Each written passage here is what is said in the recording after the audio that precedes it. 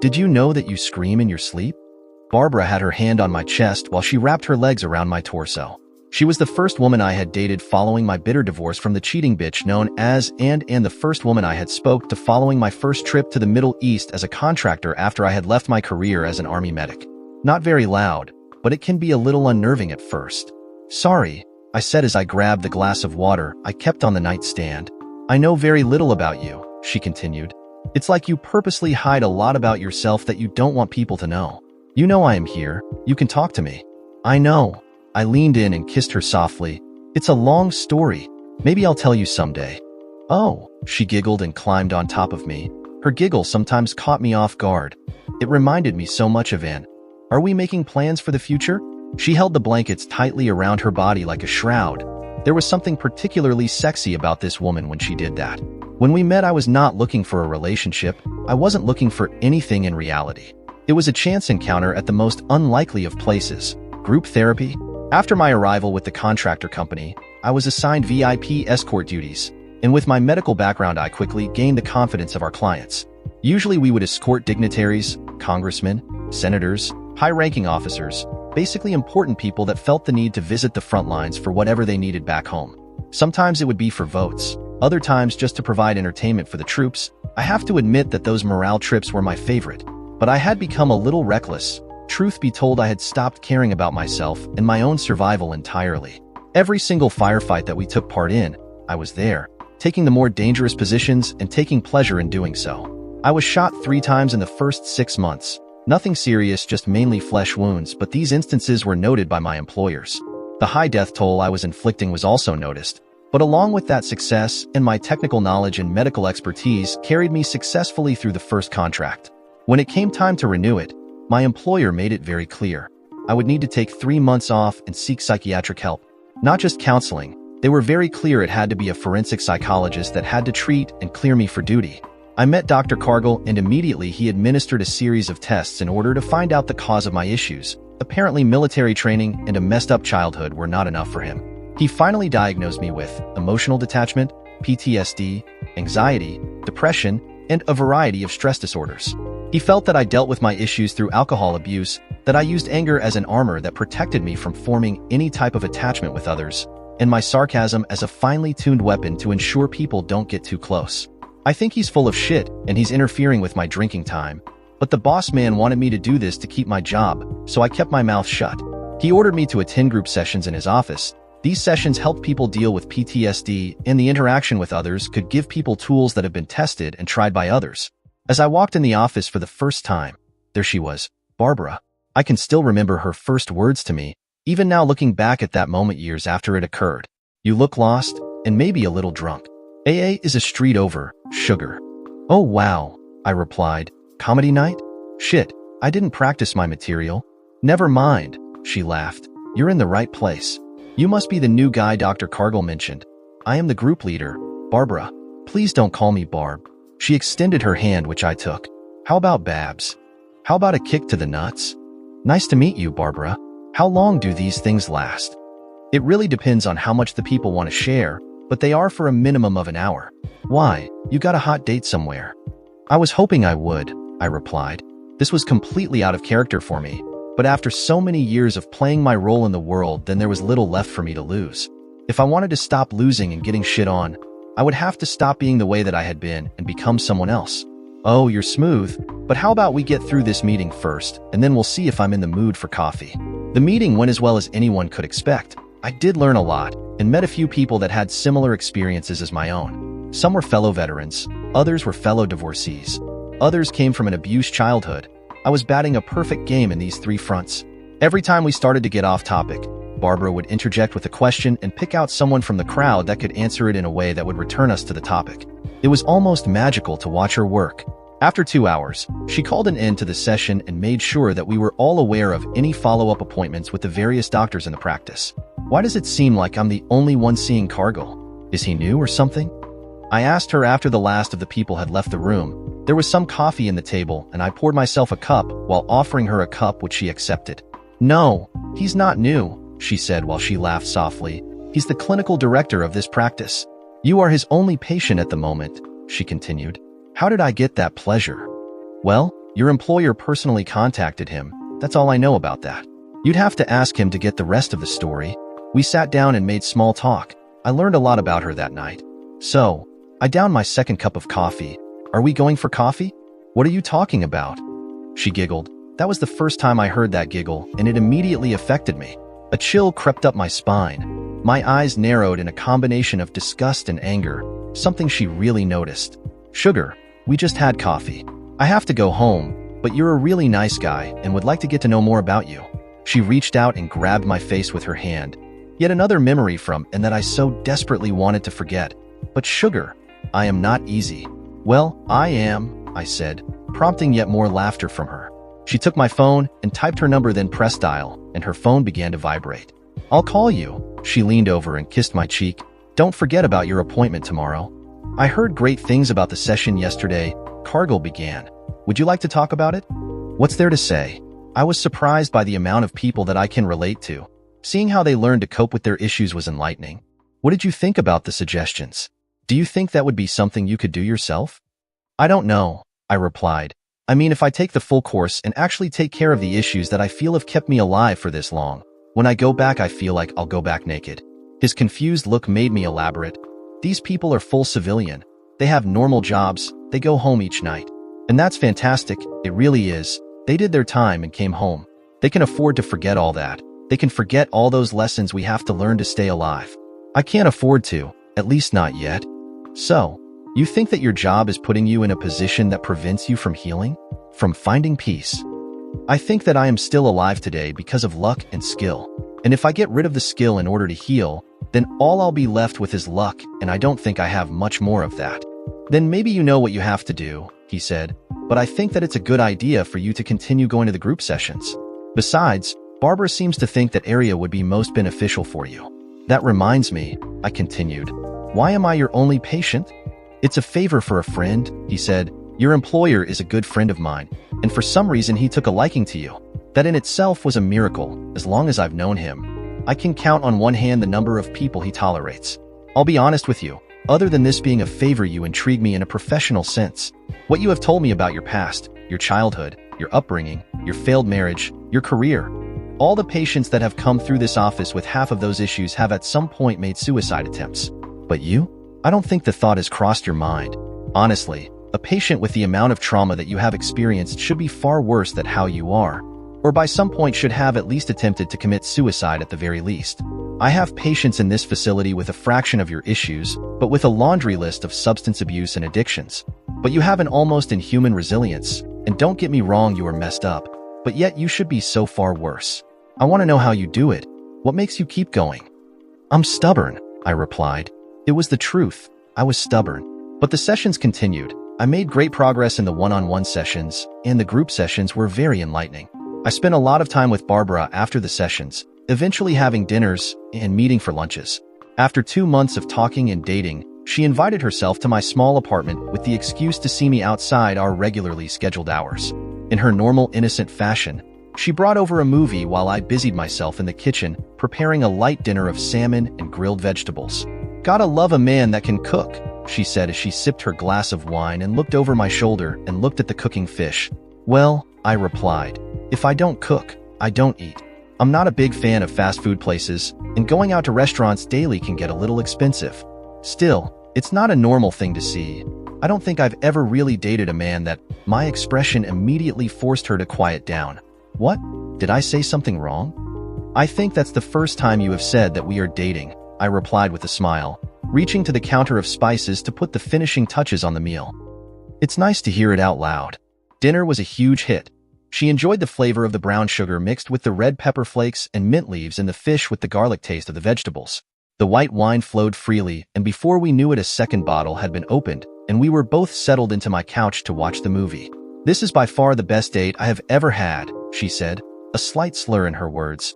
But if we are going to do this, you need to understand what it is that I am looking for, and what I hope we can become.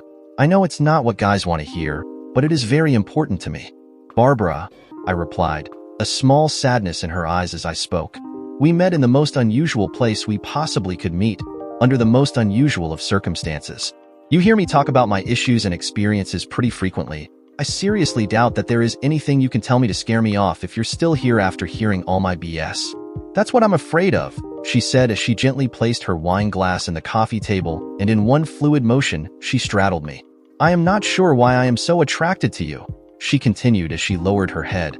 Our lips met for the briefest of seconds. You are completely and utterly broken.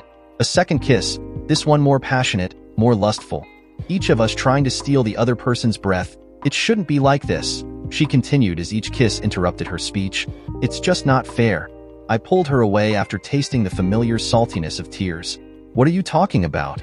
There must have been something drawn on my face, some type of emotion that I did not consciously feel. However, it inundated those eyes of hers that I have heard so many people talk about. She immediately took me in her arms, clutching my head tighter into her, as if she was afraid of letting me go. You're a nice guy, she continued, her silent tears continuing to flow, this time more freely. All this shit you've been through, all those stories you tell in the sessions, you don't see it. Every time you talk, it's like you're breaking everyone's heart. They all feel for you, and you don't even have a clue. I don't think you allow yourself to have a clue. She again kissed me, softly, her lips lingering for a second longer than necessary.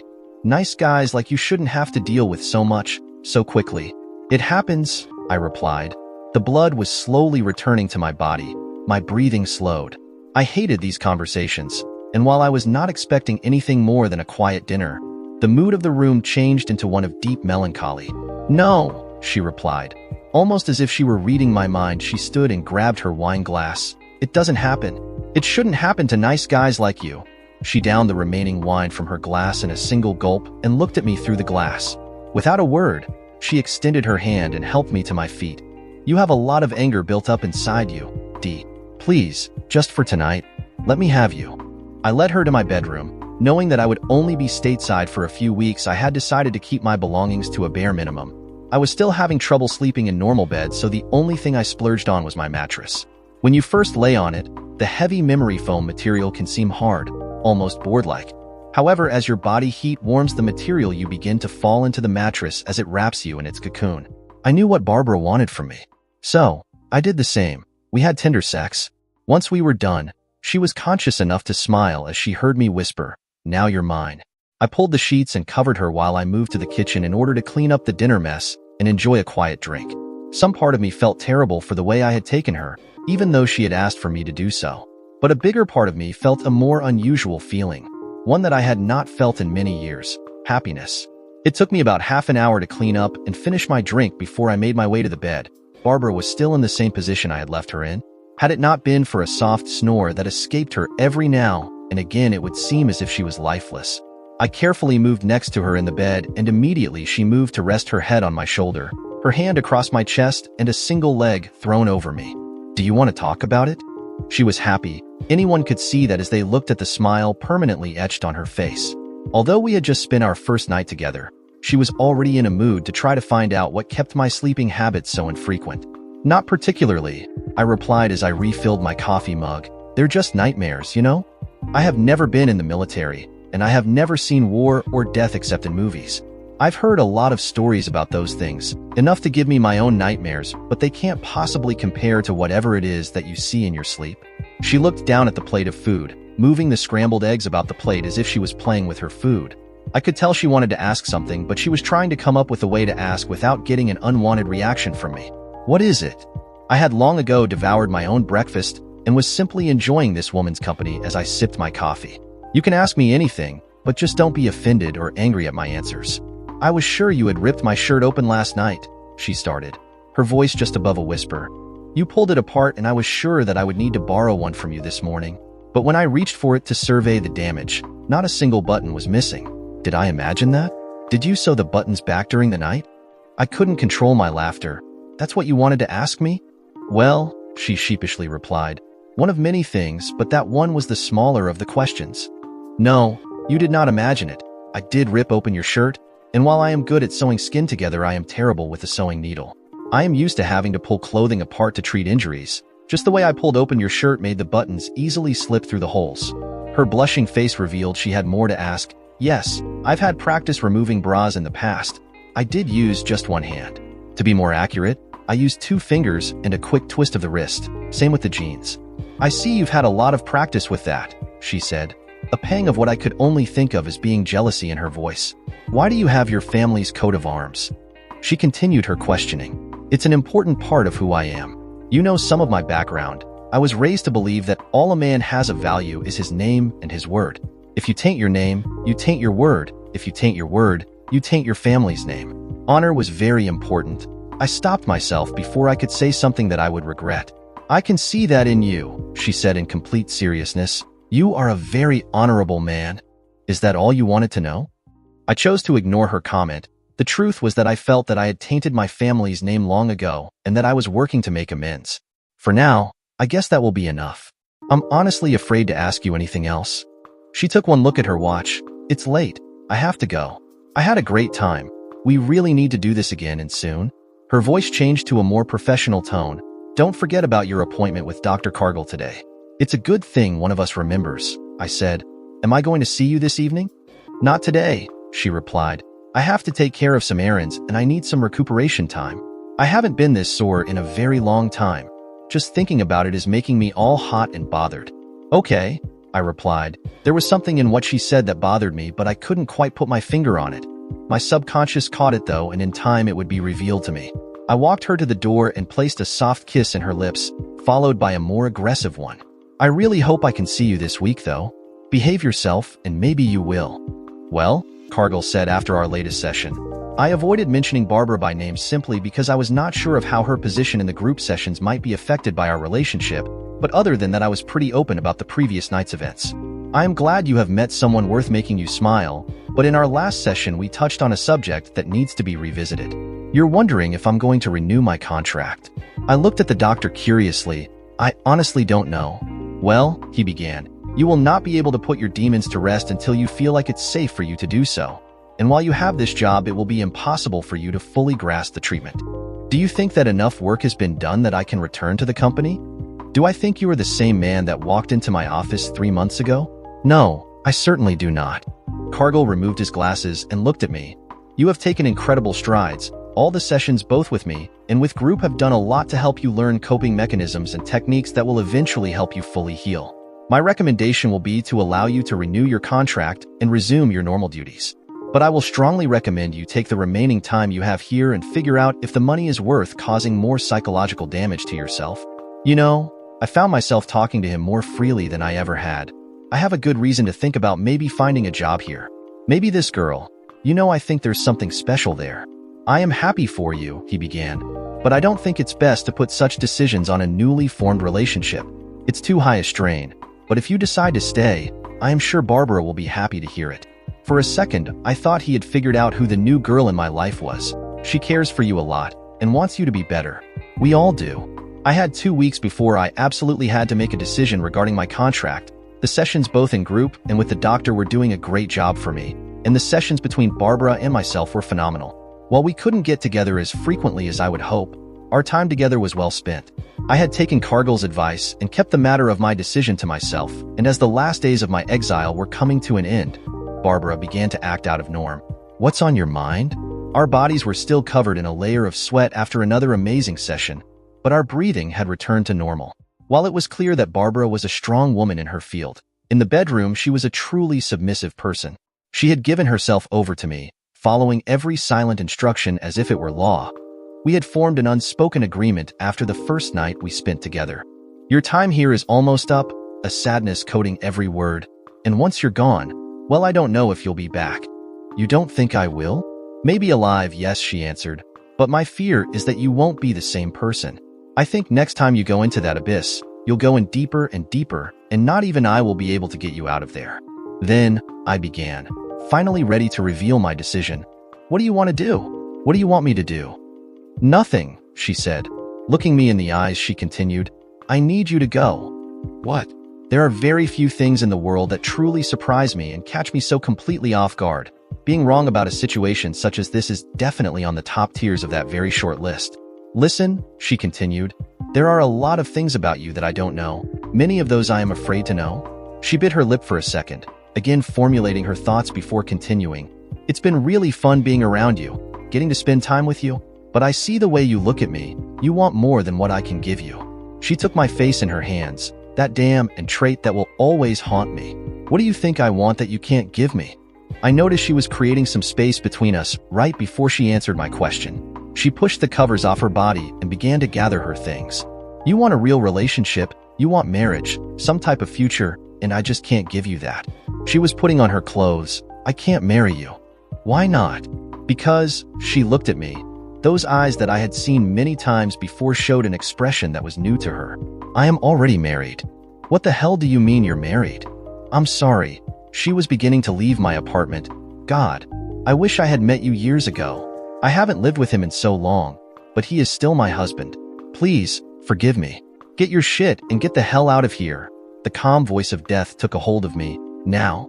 I will. She opened the door to leave, but stopped long enough to look at me. You are a good guy, but the way you are living, I'll be surprised if you make it to 30. Please keep that in mind. You'll meet a great girl someday that truly deserves you. I told you to get the hell out. Thankfully, she left before the tears flowed. I had just done to another man what my ex-wife had done to me. I had helped destroy a marriage. The pain and disgust manifested, and I began to violently vomit into my trash can. I had made a man into a cuck. Ignorance would not serve as an excuse, and I should have asked more questions, demanded more answers. Part of me wanted to know who the husband was so that I could show up in his house and allow him to take whatever measure of vengeance he wanted from me.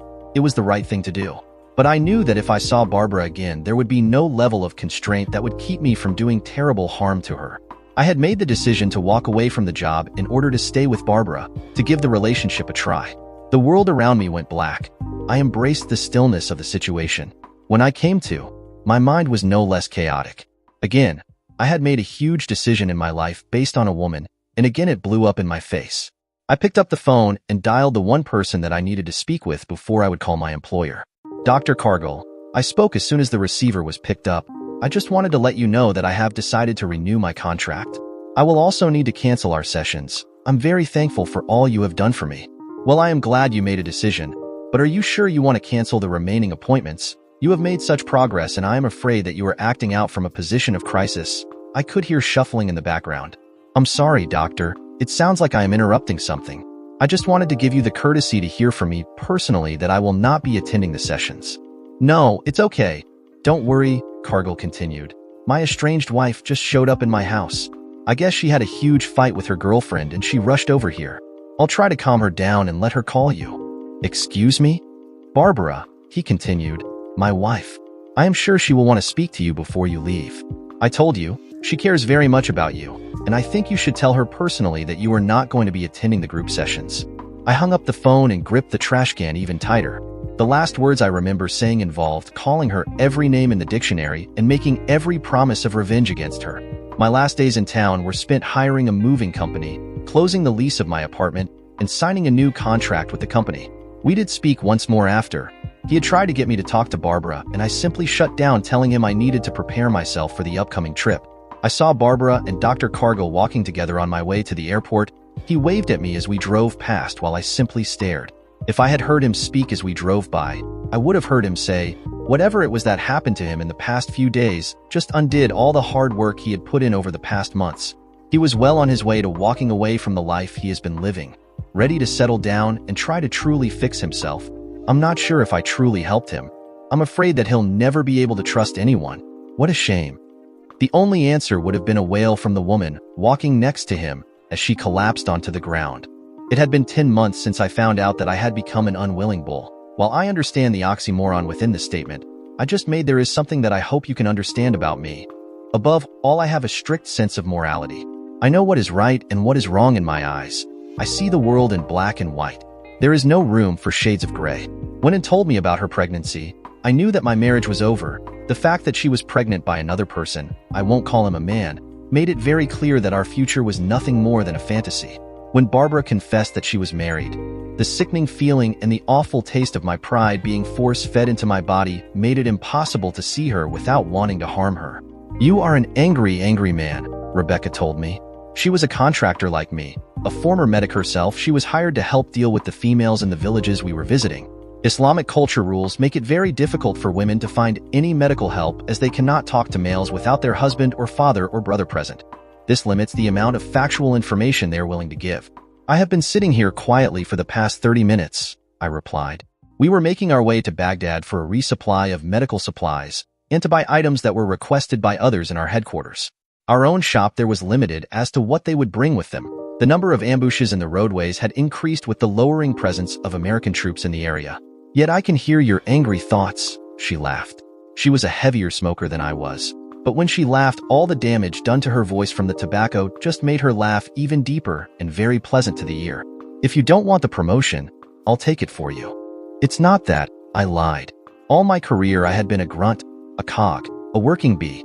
When the boss approached me and offered me a promotion to supervisor, I knew that it meant a bigger paycheck but less time out in the towns doing what I loved. If I take the job, I would miss out on hearing that melodious voice of yours. You're so full of shit your eyes are brown, she laughed. But seriously, we all think you deserve that promotion. You got the most hours on mission, you're our go-to guy with almost everything. You take care of most of our medical needs. The other guys already look to you for guidance. It's a no-brainer to everyone but you. But if I become your boss, I replied with a thick layer of sarcasm, how would I ever get to screw your brains out? Maybe I'll earn a promotion that way, her laughter returned. Truth was Rebecca was a true and tested lesbian. She has told me on many occasions stories of her past girlfriends. I wish I could say that those stories served as spank-bank material, but I was still pretty messed up from Barbara to fully appreciate the value of those stories. However, sharing a laugh with her often made me feel a little more human, even if for just a few fleeting moments. You slay me, you temptress, I said as I grabbed my chest, pretending that she had broken my heart. Oh, woe is me. Drama queen does not suit you one bit, D, she laughed. Seriously, how are you doing? One day at a time, Reb. I was the only one that could address her by any other name than Rebecca. Think of that one girl from your fantasies, that one that you know is everything you would ever want, everything you would hope for. Lips, hair, eyes, rest of the assets as well, you get the drift. She is all that, but cranked up to overdrive. Because of her looks and her name, guys often would address her as Becky. It would take one look and a solid punch to correct that mistake. I don't know what gave me that privilege or how I earned it and continued to keep it, but nonetheless I appreciated her concern and friendship. You know, she was right about one thing, she continued. No one but her knew all the details about what had happened. With Dr. Cargill, I struggled for many days whether to tell him or not. I chose to spare him the pain and humiliation of learning his wife was a bitch much like mine had been. What's that? You'll find a good one, D. Even as broken and messed up as you are, I'm sure you'll find one. I think I did, I replied. Turns out she's a lesbian. She playfully punched me on the arm. I wasn't talking about you. I meant someone hot. This time, her punch was a little stronger and better placed. God, it's men like you that made me the way I am, she said in her sarcastic manner. Sweetheart, I replied. There are no men like me left alive in the world. I knew her story. I knew exactly what she meant with that comment. It was something she had shared with me during our first firefight. We had been called to help evacuate a few civilians that had been ambushed by a mob after being charged with burning the irreligious book. Even though we sped to the location, we arrived too late to do anything but secure the highly disrespected bodies. There were 3 bodies, 2 males in their early 40s and a female in her early 30s. The bodies had been beaten beyond recognition, stripped of all clothing and soaked in gasoline. We had arrived to stop them from burning the male bodies. The townsfolk defiantly lit the female's body in front of us, in front of Rebecca. Before she could raise her rifle, I had already fired 3 shots. 2 struck the beasts that held the torches that had set the body aflame in their chests. The last bullet struck an older man that was running toward us. We immediately tried to take control of the scene. We screamed commands for the people to disperse as we secured the bodies. A Molotov cocktail flew through the air and lit the ground near us. We immediately suffed the first building near us for cover and returned fire as the crowd dispersed. Reb, call for backup, I screamed. The rest of you return fire. Keep an eye on the rooftops. If you see anything up there moving, blow it the hell away. I looked at Rebecca. Reb, where's my backup? 10 minutes, she replied. Shit, I don't think we have enough time to hold them off until then. Shut your mouth and put some rounds down range, I shouted. Pick your targets, boys and girls, make the rounds count. As I looked at the other 2 members of our team, I continued, you too, find a way to get up top. Fire down on these maggots, now go. D, Rebecca said. What are you thinking? I'm thinking they're going to try to flank us and hit us from above, I replied as I selected another target. Right before I could squeeze the trigger, the target hid behind a large series of walls and effectively made him out of range for any of my shots. Deep breaths, Reb. You'll make it back home to some tuna tacos, all right? You're an a-hole, she replied with a chuckle. The panic was slowly leaving her. A sweet guy, but still an a-hole. The boys are on the radio. She continued, reaching into her ear to get a better understanding of the situation above us. Air support is en route. Danger close, I said into my own radio. Fire for effect. Mark the building at the end of the road and get to cover. I grabbed Rebecca and pulled her into me. If we go out, I want to go out feeling a great set of tits against my chest. In reality, I was moving her into the more stable wall in the building in case it collapsed. And if we got buried together, it would make it easier to dig our way out. I don't blame you, she replied as she wrapped her arms around me. That's how I'd like to go out too. The loud sounds of the explosion came seconds before the walls of our hiding spot began to violently shake. Screams were muffled. The shots had ceased completely, and instead the moans and wails from men and women alike filled the air. There was a loud pitched noise in my ears as the darkness around me enveloped me along with the heaviness of the collapsed walls. I could feel Rebecca moving in my arms, but she could also tell that we were trapped. If she was trying to talk to me, I was unable to hear it. I don't remember losing consciousness, nor how long I was out for, but when I came to, Rebecca was telling me her life story. Sweetheart, I'm awake. I managed to crank out as I felt her grab me and pull me into her even tighter. I'm fine. How long have we been here? The boy said it wouldn't be much longer, probably no more than a few minutes.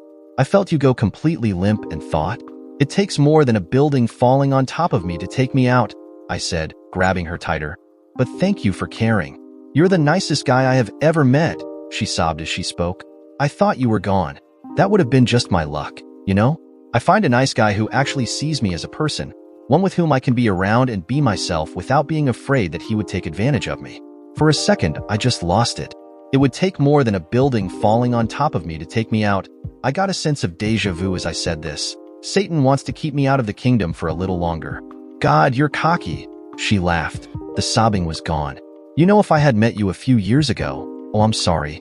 She remembered that Barbara had said something similar to me. Of all the people that I have gotten this close with, Rebecca was the only person that truly understood why it was so difficult for me to get over past lovers. I knew that I was messed up in the head since the incident where my brother manipulated a situation and made me kill a household full of innocent people by illegally connecting wires in order to give them free utilities. This single incident made it difficult to make connections with other people, and as Dr. Cargill diagnosed, since I couldn't make connections with people, I simply faked it. Not in the bad sense. Instead of being able to find some chemistry with a person, I learned as much as I could about the person who interested me. In order for my mind to maintain a sense of connection, it built its own types of connections that created the difficulties. I would associate people with phrases, with actions, gestures, mannerisms, even with their possessions. It's fine, I replied, but do finish that thought. I like where it was going. I'm just saying, and this could be the entire you saved me from death situation that we have going on right now. But if I had met you years ago, maybe I wouldn't be a lesbian. That statement did stir some hormones. Hey, when did you start carrying a sidearm? That particular model? Since I was born, I replied with an obvious and embarrassed grin. Your shifting is not helping matters. Oh God, she started laughing. Maybe the near-death experience is affecting the stone-cold killer after all. Maybe finishing my story will be a mistake. You damn tease, I replied. Just finish saying what you were saying. Believe it or not, this is the first boner I've had since. Look, she interrupted. I love my wife, I truly do. And I know she loves me as well. Not once do I ever think that she is being unfaithful to me during these trips. At first, when I started talking about you, she honestly thought that you and I were screwing. We got into countless fights because of that. Sometimes we went days without talking. Do you remember the day we got ambushed? I remembered. We were escorting a local celebrity and humanitarian to one of the many United Nations meetings that took place. This was a high-value target for the insurgent forces, and because this was a celebrity and not a dignitary, the private military contractors were tasked with offering protection. I was in the trail vehicle of a 4-vehicle convoy. Rebecca was in the lead vehicle with the celebrity and a decoy vehicle taking up the second and third place. It was her vehicle that found the IED, but with the extra armor in the undercarriage, she was relatively well protected. We took our well-rehearsed positions, secured the vehicles, and began to check the damage. That's when the second stage of their attack began. Before we could fully recover, a large amount of insurgent forces descended on our position, firing small-caliber weapons. They flanked us and began to extract people from the first vehicle. Before I realized it, Rebecca was being dragged toward the city. I knew that if they made it to the city, we would never see her again. I still shudder at the thought of what those animals would have done to her had they successfully taken her. Without much thought, I fired on the two guys that were dragging her. The first one took a round to the back of the head, and his gray matter covered the eyes of the second man. He was lucky that he did not see the round that exploded the back of his head when it exited. No sooner had the second man's body hit the ground that two others took up their position. They would each receive a shot through the chest for their efforts. Rebecca began to crawl toward the sound of my voice as I continued to fire. 8 bodies later, I was holding her in my arms as she wept. The calm and eerie silence that took over the once hectic battlefield made our adrenaline rapidly evaporate. She lost consciousness as she wept. The concussion blast finally overtook her, and we quickly evacuated her. She would stay in the hospital for 3 weeks in observation before the doctors allowed her to return. I remember, I replied as I held her. I was not sure how difficult the memory was to her, but it was difficult for me. That night when we made it back, you called my wife, she continued. She told me that when she saw the country code, she was not going to pick up the line. But when she didn't answer, you called again and again. She answered on the 3rd call, I replied. She was not happy when she found out it was me calling. When she heard your voice, she said, she thought that you were calling to tell her that you and I were screwing, that you had taken me away from her. For the longest time she hated you. She didn't even know you, but she hated you with such a passion because of some imagination of her mind. When you told her about what happened, she told me it broke her heart to hear you tell her how close it had been. What did you tell her? Do you remember? I told her that I had to apologize because I almost lost her love. I remembered. I told her that I was sorry that I almost lost her baby. What she didn't tell you was that she was so convinced that you and I were screwing that she was going to go out that night with a few of her friends for the single purpose of getting laid. When you told her all that, it destroyed her completely. It made her feel like the bitch that she was being. And worst, she realized how wrong she had been about you. Rebecca moved her body once more. You saved my marriage without even knowing it. And you did it without anyone asking you to do it. You did it just because it was the right thing to do. I did it because I love you like a sister, I replied. You are the closest thing to a woman in my life, and I know that if it had been me with a wife back home, I would appreciate someone informing her that I had been injured. Someone that could answer all her questions. When I finally called her, she came clean about everything, and I hated her so much for it, Rebecca continued. But you forced me to call her, and when I refused, you sat there until I made the call. You made sure she answered and made sure that I at least would tell her that I was doing fine. She told me you would call her and keep her up to date on everything that was going on. The more you talked to her and showed her who you really are, the more she hated herself for how badly she had vilified you in her mind. It was your pestering that made her get into counseling. It was your annoyance that made me try to save my marriage. If I knew there were guys like you out in the world, if I knew you were out in the world, I would have been the most loyal woman you could ever imagine. I hugged her tightly. I would have loved waking up next to you every morning. But that is just a fantasy, and we are in the real world, Reb. Make me a promise, Dee, she said. When you make it back home, promise that you'll stop by and meet my wife. Let her see you in person. Let her know the real you, not the bullshit facade that you carry around like a cloak. Anything for you, baby girl. I kissed the top of her head. All you have to do is ask. Look, Rebecca continued uninterrupted as we pulled into the gate. I am headed home soon, and you'll have no one to sexually harass. Remember what you promised me. A promotion for screwing your brains out? Yeah, we just talked about it a few minutes ago. My head is not that messed up. Another punch, this one right between my ribs. That you would make it back stateside and meet my wife, she whined. You promised me you would. Yes, I replied. I did promise. But remember that I don't head back until a few months after you do. The whole mandatory vacation time and all that shit. Well, she said with a high-pitched noise in her voice. You are going to have to let me know a week ahead of time before you take the flight back so that I can make a good welcome home party for you, and so that I can make sure I am there to pick you up in the airport. You don't have to do all that, Reb, I replied. I can just take a cab to your place. Dee, she said in a completely serious tone. Shut your mouth. It's the least I can do for you. I love you. And whenever you think you are alone in the world, just remember that you have a family with us. She leaned and kissed my cheek. And you're right, you are one of a kind. We picked up the supplies and returned to our headquarters without much incident. Rebecca even used the time to catch up on some sleep. I truly loved this woman. She had become my world without even trying. And the more time we spent together, the more I fell in love with her. Unlike the love I had for, or even Barbara, the love I had for Rebecca felt deeper, more innocent and more pure. I knew that even if I didn't wake up next to her every morning, this woman would never betray me, she would never abandon me, and she would never destroy me. A few weeks later, Rebecca would take a plane home and toward her wife. I called her to let her know that Rebecca would be home in a few days. I even spoke to them when they finally reunited. My life in the sandbox kept going as it had for the last few months. Before I knew it, a full 2 years and a half had passed since I last left the States, and the mandatory rest and recuperation time was placed upon me. I called Rebecca as she had ordered me to do so. I called her one more time before I boarded. As I sat in the seat and waited for the C-130 Hercules to take off, the world around me erupted in fire and thunder. I flew upwards and gravity took over almost immediately. I tasted copper before the world went black. "Dee," I heard a voice whimper. "You promised me, Dee." My eyes opened slowly. A soft and warm hand held mine as the beeping of the machines began to pound on my head. I tried to speak, but there was no voice. My throat felt dry and sore. A straw was placed on my lips, and I took a long sip of whatever drink was being offered. "Shoo," the voice softly said. "Not too much, baby. You have to take it slow." The straw was removed. "You're in Walter Reed Medical Center in Washington, D.C. Your plane was shot down as it was taking off. You have been in a medically induced coma for a month, massive brain injury, and a few broken ribs. Somehow you're too stubborn to die." I finally recognized Rebecca's voice. "It's okay, baby. I'm here." "Is he awake?" A second voice spoke. I recognized it even though it sounded very different than it did on the phone. "Oh, thank God. We were so worried."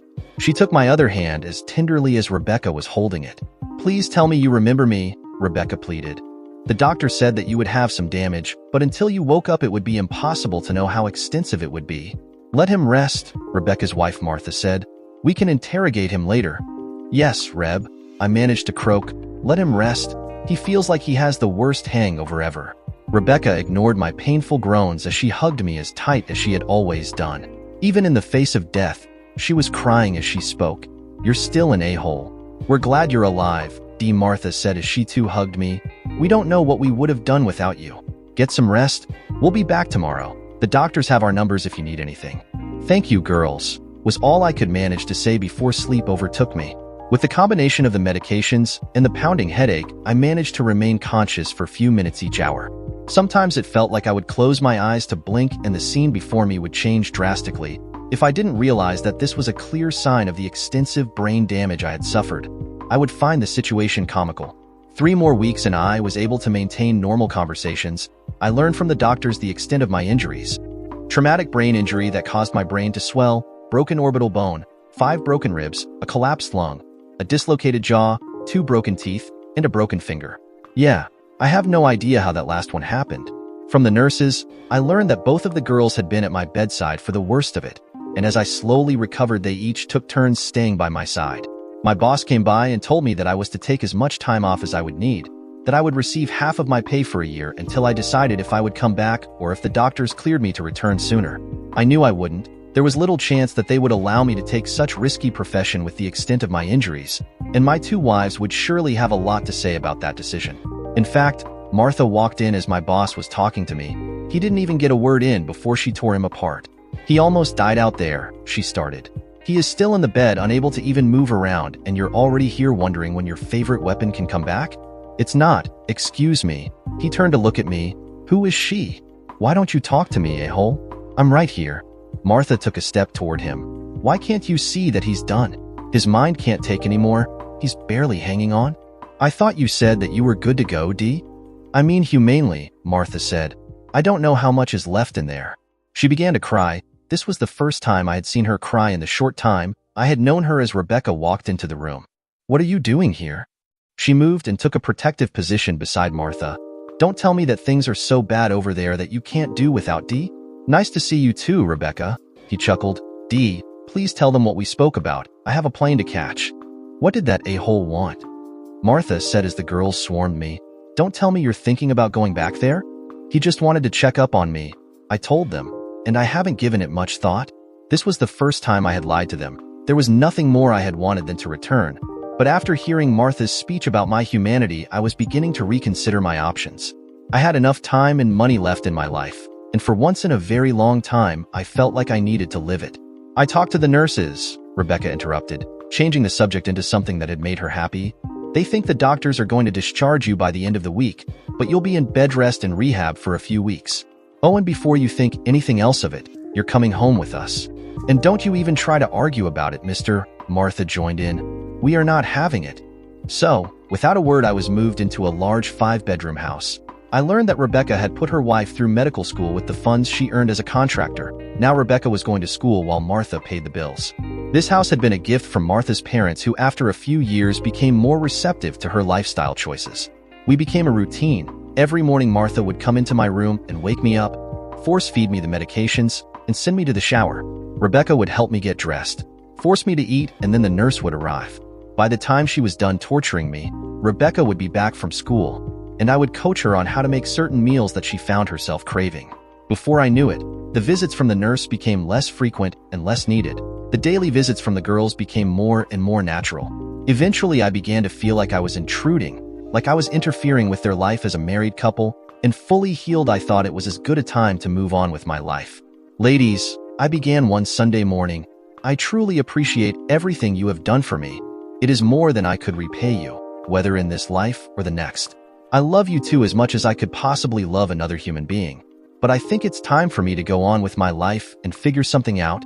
Well, Martha began, there are some things we would like to discuss with you, but we figured we would wait until you were fully healed. There are a few jobs opening up in the government sector, not as much pay as you're used to, but you won't have to dodge any bullets or RPGs.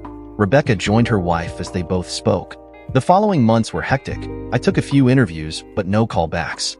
A few days later, I finally found a job. I went back and told the girls, I got a job. The girls simultaneously released me, a look of sadness in their eyes. Where? Rebecca broke the silence. Arizona. When do you start? Martha asked. In 3 months. This time it was I who was speaking through a veil of sadness. We knew this was coming. Thanks for keeping me alive. You're not going back over there, are you? Rebecca asked. Her voice sounded like a scared little girl. It broke my heart. No, baby, I continued as I held her tightly. I don't think I can do that life anymore. I barely have anything left, but what little is there, you two did a phenomenal job putting back together. I love you, baby girl, but now you have to let me go. I looked at Martha as she wept. Both of you. You have your own lives to live. Please, take care of my family, take care of each other, and think of me fondly. Rebecca was right. I was able to move almost in complete silence with a large amount of weight on me. They did not notice I was gone until the following morning. A letter told them how to get in touch with me if they ever needed anything, but for that moment they relied on each other as new lives grew within them. That night, as two women wept and held each other for comfort, the only man that two would ever love made his way out of their home, out of their lives, and into the darkness. Arizona. To say that this place was hot would be the greatest understatement of the century. It was a true vestige of man's arrogance, building cities in a place that was hotter than the sun. But a job is a job, and this was an opportunity to make a living without having to take a life, or without risk of having my life taken. Granted, it was not as good a paycheck, but it was still a great paycheck for the amount of work. As soon as I walked into the little town, with nothing but the few belongings that filled my Jeep, I realized that my life had taken a turn. I still wasn't sure if it was for the better or for the worse, but it was a turn nonetheless. I managed to land an apartment in some shitty complex. It was the first one I had found that had any available places, so there was not much I could do to complain about it. I needed to get my things ready for the following day. This would be my first government job as a civilian, and I honestly had no clue what to expect. A restless night filled with thoughts of my girls, Martha and Rebecca, made sure that I got few hours of sleep that night. Hi, the short redhead said as I walked into the building. This is where I would spend the next week doing class after class, death by PowerPoint, one after another, click after click, droning voice after droning voice. The days came and went before I met my supervisor. She was interesting to say the least. Wrinkled uniform, hair out of regulation, nails colored in an unauthorized shine, and when she spoke, whatever facade of professionalism completely disappeared. Oh damn, it's one hot day today. I should have asked someone else to come down here. I'm missing some great air conditioning. Y'all D? Yes, I interrupted. Just D, Sergeant Bell. Nice to meet you, I said as I extended my hand. A frail and soft hand took it and made the slightest attempt to shake it. Let's get you settled, she replied. I read your resume. You got some great experience. You're gonna hit the ground running. Got some SOPs that need work in the clinic, and I think you're the person to get it done. I didn't realize that would be part of my duties, I replied. Normally it wouldn't, she said as she walked away. But you seem to be good at it from what your resume said. That would be a great help to me. I'll see you at the clinic, Mr. D. With that, she walked away. I had no idea which clinic she was referring to, where I would be working, and exactly when I should be there. I had just met my boss, and already she had annoyed me. This was not going to be an easy transition. Eventually, I found my workstation. By found, I mean I was walking around the hospital looking as lost as a pup when a staffer took mercy on me and walked me to my clinic. Of course, my boss was out in a meeting when I made it in. Another clinic person introduced me to everyone in the clinic, showed me where my desk would be, and gave me a list of important phone numbers that I would need to know. I sat in my desk, literally sat there. When closing time came around, I got up and walked out with everyone. I kept this routine for 3 days before someone noticed that I was just sitting there, doing absolutely nothing but staring into the walls. "What are you doing?" Mr. Head, a retired colonel, asked me. He was older, much older than me. In fact, not only was he retired as a colonel, but he was nearing the time when he would retire from civil service. "Sitting here," I replied, waiting for my first line to give me some instructions. "How are you, Mr. Head?" "Well," he said, "it was a somewhat boring morning until just about now. Is this what you have been doing these past days?" "Pretty much," I replied with a smirk. "I don't have access to the network. I don't have the email set. Hell, I don't even have my hospital identification card because my first line has to sign for all of that. And honestly, if I leave this clinic, I would probably get lost." "Well," Mr. Head replied with a bellowing laugh, "I don't blame you one bit. But if you're really going to wait until she gets her head out of her butt, you might as well wait in a place where you'll be comfortable. You're a smoker, aren't you?" "Yes, sir." "Come on," he said, again laughing. "Let's go show you where the real business is completed." We walked together to the back of the hospital and found the smoker's shack. It had a roof overhead and a few tables. But in that little area were sitting and standing about 18 people, all talking loudly and laughing. As we walked in, Mr. Head did not waste any time introducing me and telling everyone about what I had been doing the past few days. The laughter became much louder. A few hands patted me in the back and few others just shook their heads in complete solidarity. "Don't hold your breath," one said. "I wonder how long you'll be able to get away with it," someone else said. "I'm surprised they haven't noticed," a third one said. All comments were like this. More and more laughter joined as more people came outside as smokers who had just finished their break went back and spread the story. Friday morning came too soon, and the adventure had to come to an end. I was again sitting in my desk, simply staring into the wall and floor. I could hear Mr. Head's laughter every time he walked by, and the other clinic personnel soon would join with a smirk or a giggle. It was that fateful Friday when I met the hospital commander and the human resources chief. "Who are you?" Colonel Moran looked me up and down. Instinctively, I stood up at the position of attention as an officer spoke to me. "Sir," I began, "I am the new medical support assistant for the clinic," I replied, still fully in the military mindset. "Where is your badge?" The HR person asked. "I have not been issued one yet, sir," I replied. "Wait," the HR person said, "you're the new hire from Monday?" I nodded. "Where's your supervisor?" "I think she's in a meeting," I replied. "What time did this meeting begin?" His look told me that he was unaware of any meeting taking place. "I think the meeting started Monday afternoon," I replied.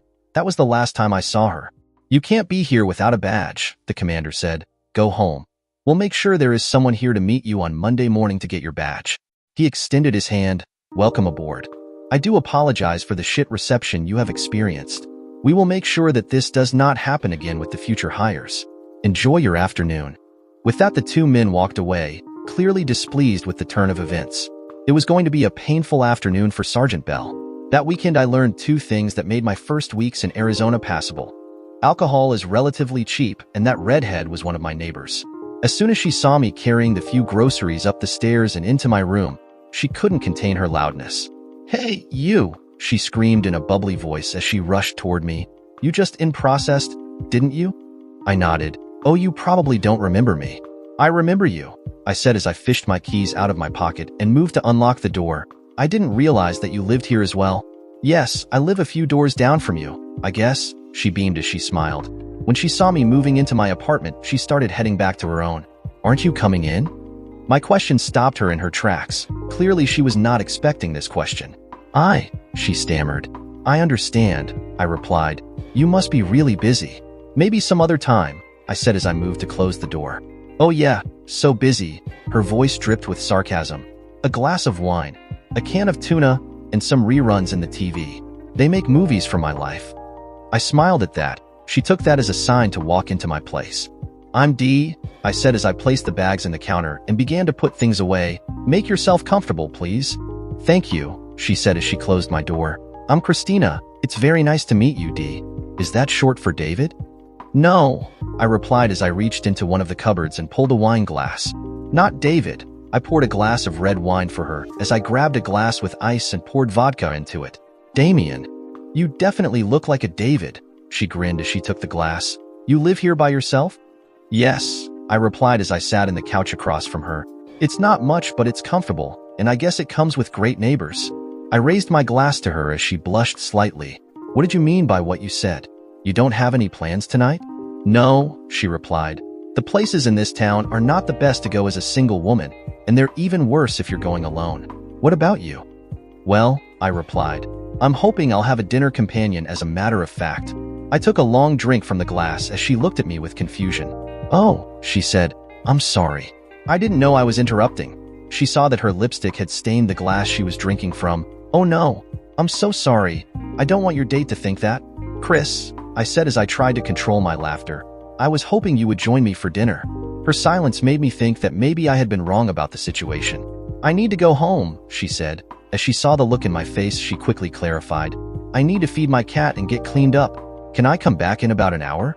Sure, I said, suddenly laughing at the situation. When did it become so hard to ask a woman for dinner? I'll leave the door unlocked. Just knock before you come in.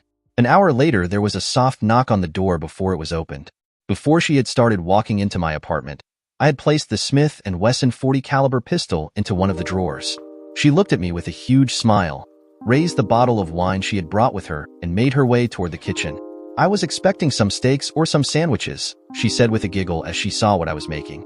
Southern-style fried chicken breasts, steamed green beans, red potatoes with rosemary and basil, and sautéed mushrooms. The baby spinach salad with shredded carrot and pecans with raspberry vinaigrette was already prepared.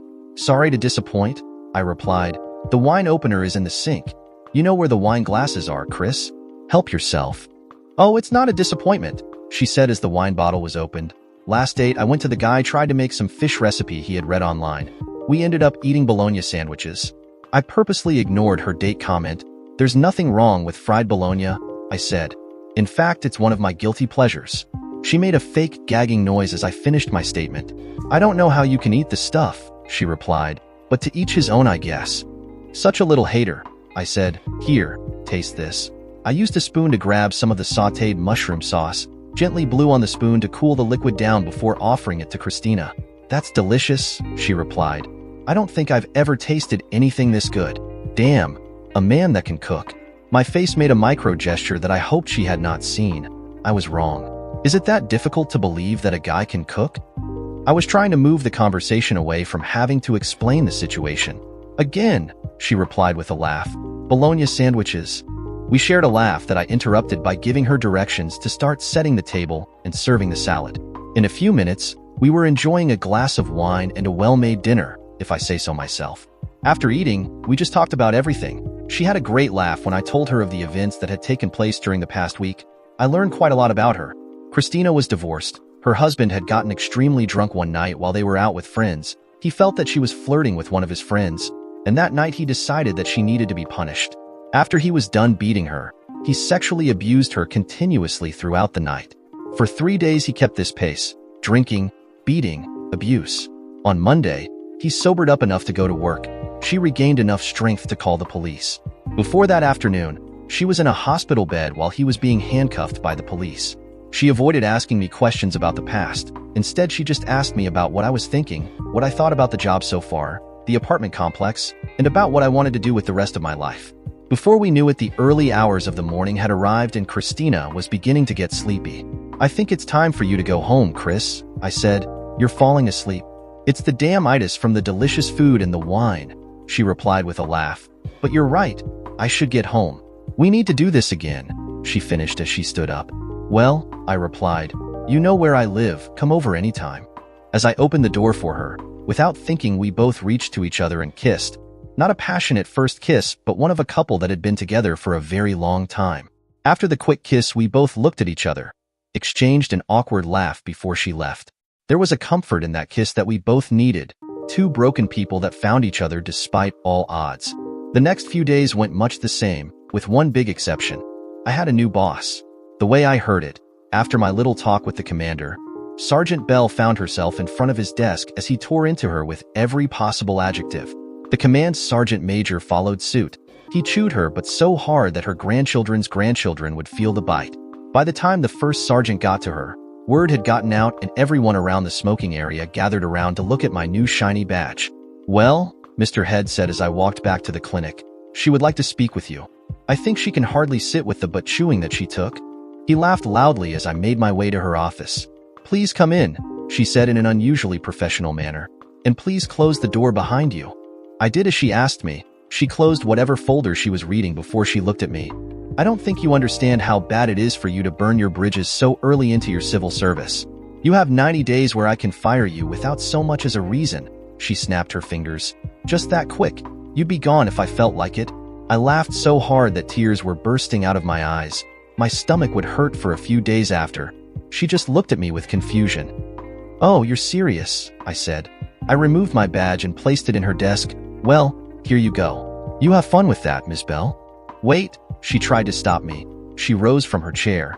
The deathly look I gave her forced her to sit. The tone of my voice made sure she would never get up on her high horse again. "Listen, you dumb bitch," I said in that icy, cold tone. "You have no clue how messed you are now, do you? Let me put it to you this way, and do try to keep up because I hate repeating myself."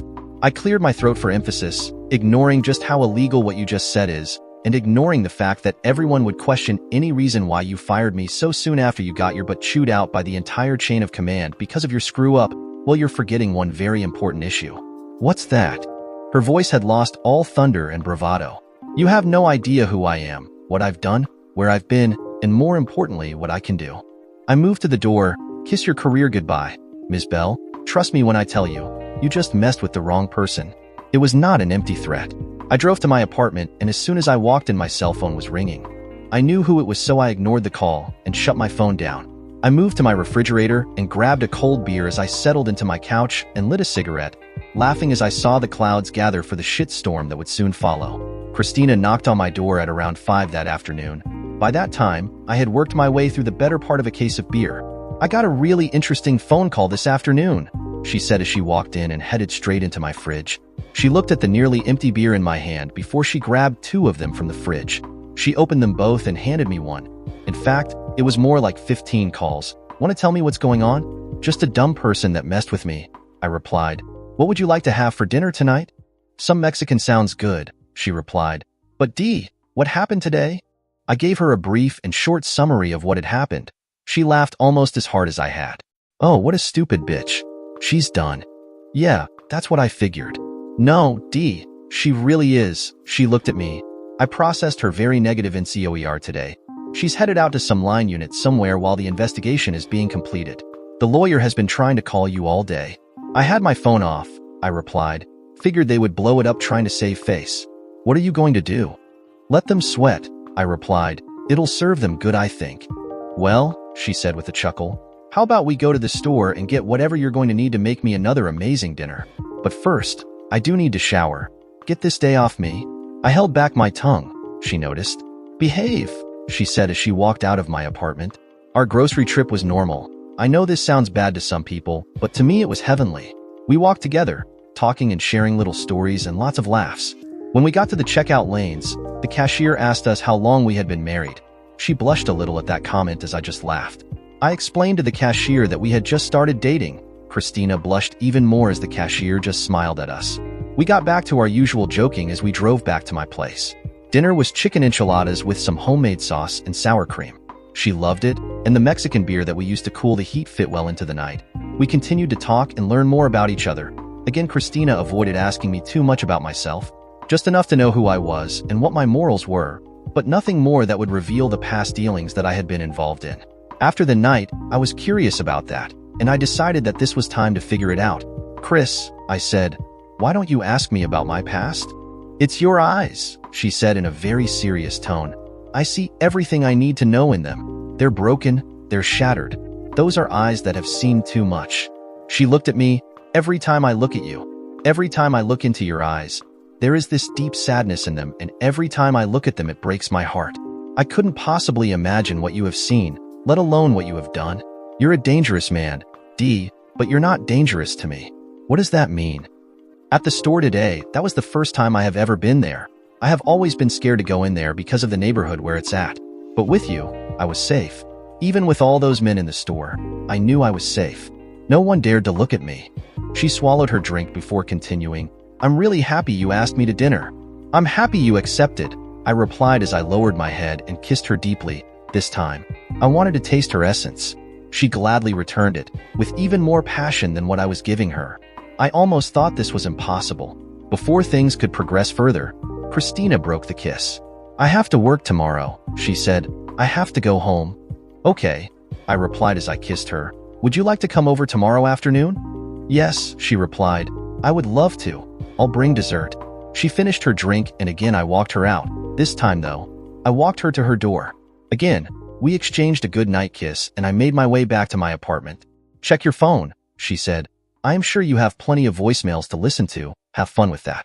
I had 20 voicemails, all from different people, all with highly important sounding titles, all with some desperate need for me to call back. I was not planning to call back. As soon as I erased the last voicemail, I shut my phone down again. I thought about calling back the following morning, but as soon as I saw Christina, that thought disappeared from my mind. Hi, she said as she was closing her apartment ready for another day at work. Hi, I replied. I grabbed her in a hug and wrapped my arms around her. After kissing her softly, I said, have a great day at work. I don't want to go now, she smiled as she kissed me again. Why do you have to be so great? Go work. I kissed her one more time. I'll see you this evening. At noon, I made the mistake of turning on my phone. The sheer number of voicemails was truly outstanding, but I did not listen to a single one of them. I was serious about letting them sweat. I thought about calling a lawyer to see about my options, but there really was no ill will in my mind about this situation. I was just laughing about it as I just my phone off once more. That evening, Christina knocked on my door once before walking in. In her hands was a large bowl with sliced pieces of fruit. It smells wonderful, she said as she placed the bowl in the kitchen table and gave me a soft kiss. It was strange. We had been together for 3 days, but it seemed like we had lived together all our lives. It was a great situation. The familiarity of it all was comforting. She let out a long sigh. What's for dinner? Is that all I am to you? I made sure the sarcasm was as thick as possible. Just a dinner source? How about asking me about my day? I slaved all day in this kitchen to make sure you come home to a warm plate of food, and you couldn't care less about my day. I was chopping onions, and the tears were caused by the chemicals. Christina did not miss a single beat. I am just walking into this house. Can I get a minute to relax before you start in on me? She moved to my fridge and reached for a beer. All day it's one thing or another. I should have some gosh darn peace in my own home. We started laughing immediately. She kissed me one more time after offering me a drink from her beer, which I gladly took. Did you listen to the voicemails? I did. I moved the chopped onions and put them into the skillet with the olive oil and the chives that were already in there. The aroma of the onions and the hiss of them being seared made Christina draw in a breath. They were all much the same. I used a wooden spoon to gently move the onions around in the oil. How did it go in your end? I heard at least 3 lawyers come in and out of the office, each one angrier than the last one, but all of them looking for you, trying to get a hold of you, and each coming up with an idea on just how badly to screw over Sergeant Bell. Pretty sure she's about to become either Ms. Bell or Private Bell. It really depends on which lawyer sees her file. She smiled at me. Are you going to come back at all? Or are you going to let them sweat it out more before you get a lawyer? No, I said. I am not going to get a lawyer. There really is no case if you look at it. But she did need to be moved from that position. She was a toxic leader. I reached into the fridge and moved the 2 steaks into the counter. But I don't know about going back there, to be honest. I still have some time to think about it. I'm not in a hurry. I grabbed the remaining part of her beer and began to pour it on the steaks. Then I reached into the spice cabinet and grabbed a few containers. I was still drinking that, Christina said as I threw the empty bottle into the trash. Look in that bucket behind you, I said, on the floor. She gingerly walked toward the bucket and opened it. There was a large pitcher buried in the ice. I had made some mimosas so that she could drink while I cooked. How did you know I love mimosas? She pulled the pitcher out. The glass was frosty.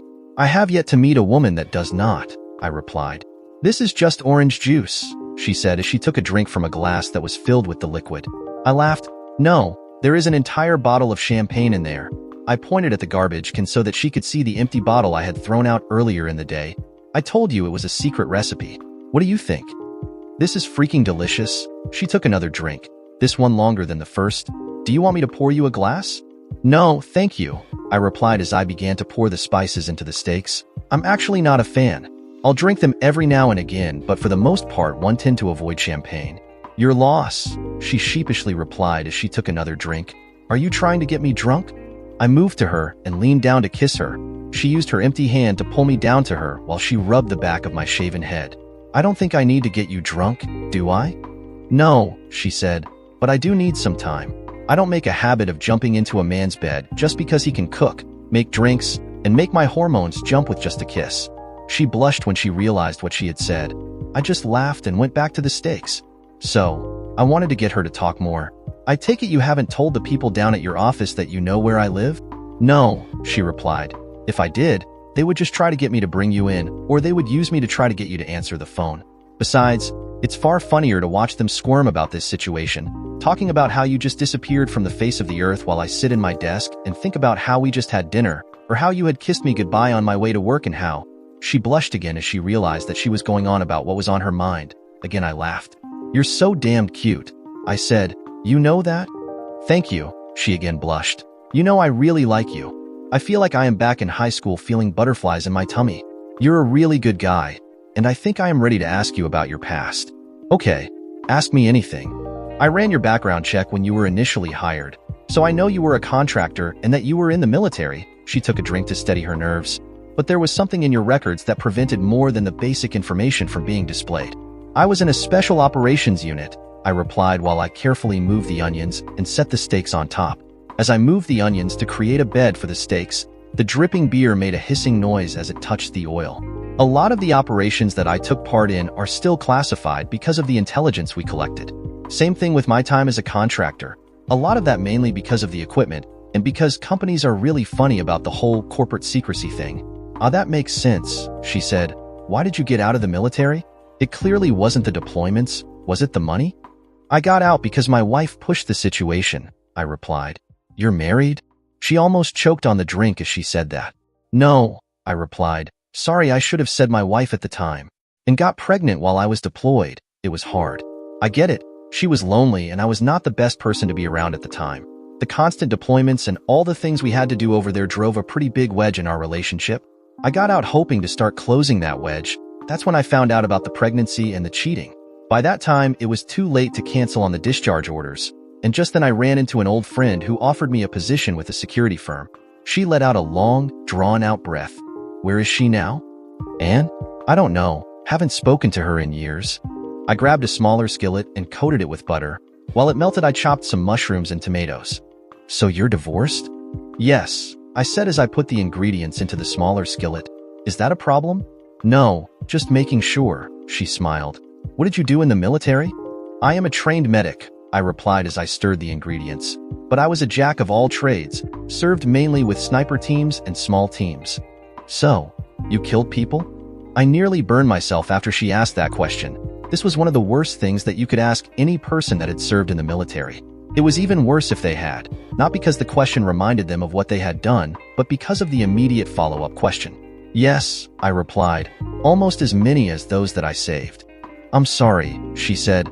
I didn't mean to get you to remember those things. There it was, the implication I had just mentioned. You don't forget, I replied. It stays with you for a long time. You don't get used to it, but eventually you learn to live with it, with that stain in your soul. How long did it take? I'll let you know, I replied with a laugh. This conversation was turning into an area that I did not want to continue. She understood it almost immediately and changed the topic of conversation. Where did you learn to cook? Did your mother teach you? No, she did not. Another touchy subject. Now I understood why so many people said I was broken.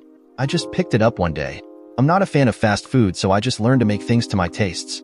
If I see something that I like, I try to make it, but I always end up making a few changes to it for my enjoyment. Why did you decide to leave the contractor job? I got blown up, I replied in a joking manner. Spent a few months in the hospital and rehab before I was back to normal. Well, at least as normal as I can be. You got blown up? You say it like it was something like, oh, I bought a TV, or something unimportant. Well, I've had closer calls than that one, I replied. What? How many? How many close calls? Yes. She was leaning forward as if she were watching an intense movie. in complete anticipation of my answer. I stood silently trying to recall all the times, 9 or 10, maybe more I think. Seriously? She stood up in shock at the figure. 10 close calls, maybe more? Like what? Well, you know about the blow-up, had a building fall on me, parachute collapsed, shot, IEDs. I finished pulling all the ingredients together as the stakes were nearly done. You know, normal hazards of the profession. None of that is normal, she said as she moved to the table and opened her fruit tray. You have seriously lived a long life, Dee? Yeah, something like that. I opened the oven and pulled out the baked potatoes that had been cooking. So I came here looking for an easy 9-to-5 job, draw a paycheck and relax. The rest of the evening, we just made more small talk. I learned more about her life. She wanted to be a teacher, but when she neared completing her degree, she saw the high turnaround rate for teachers, and the easiest degree to transition for her would be human resources. I normally wouldn't eat onions, she said, but I can't get enough of these. And the mushrooms, they're freaking delicious. It's like they're crunchy and soft at the same time. The steak, oh my, I always thought that it was the women that had to get to the men through their stomach. I'm glad you're enjoying it. I laughed. It's nice having you around. Are you thinking that you were going to scare me away? Honestly, yes. I come from a tough background, mister. She held her hands in fists, making a mock fighter stance. I can handle my own. I am a big girl. A big girl that is concerned about jumping into bed with a guy that can cook and make hormones jump with a kiss, I said as I leaned and kissed her. I've also been burned in the past, she said, so I keep my defenses up. I was married once too, remember? That was 3 years ago. I dated a few guys since. Most of them were just after getting me in bed. When I made it clear that it would take some work to get into my pants, then they disappear. Then I came along, I said. Yes, she replied. You are still here. You and I. It feels natural, normal, like we have been together for years instead of days. You scare me because you don't pressure me to jump into bed with you, yet at the same time I can't wait to share your bed. But I am scared, Dee. Scared that you are not real. Well, Chris, I replied as I kissed her, we got time. I'm not about to rush you into doing anything. This, whatever it is that we have going on, is more than enough for now. I kissed her again. We'll get there. She hugged me and kissed me once more before returning to her meal and devouring it like a starving maniac. The rest of the evening was as pleasant as the others had been, and when the time came for Chris to leave, you could see the hesitation in her eyes. I don't want to go, she would say. Can we stay up a little longer? You have to go to work, Chris, I told her as I walked her to her apartment. We'll hang out then. You promise, she slurred. The mimosas were still going through her head. That we'll hang out and have another date? Yes, I opened her door. Now go to bed. I'll see you in the morning. I kissed her and made my way to my own apartment. I sighed as I locked my apartment door, cleaned up from the dinner, and made my way to the privacy of the bedroom and into a mentally fabricated bliss. Good morning, I said as Chris came out of her apartment as she headed to work. Have a good day. I have a suspicion that it'll be very eventful. Good morning, she replied. You were right, no hangover. She kissed me. What are you planning to do? Call the lawyers back, I replied. See what options they're going to offer me. I'm sure you'll hear all about it. Can't wait. She kissed me again. I gotta go. We are having dinner tonight? Unless you change your mind, I continued. Go work. I'll see you this evening, and by the way, you look absolutely gorgeous this morning. Thank you, she blushed. Okay, I really have to go. See you tonight. Again, she kissed me and headed out. I finished the cigarette and the cup of coffee and headed back to my apartment. I turned on the phone and let the constant notifications die down before I picked it up. I made the first couple of calls that I needed to return, mainly to their lawyers in order to set up meetings for later that morning. Those meetings were as interesting as could be expected. I was told to sign one form after another, mainly saying that I would not pursue legal charges since they had taken care of the issue. The main question was presented. Do you want to go back to your position, or we are prepared to offer you another position at the same pay scale in another clinic? I had to think about that one for some time, a decision that they respected.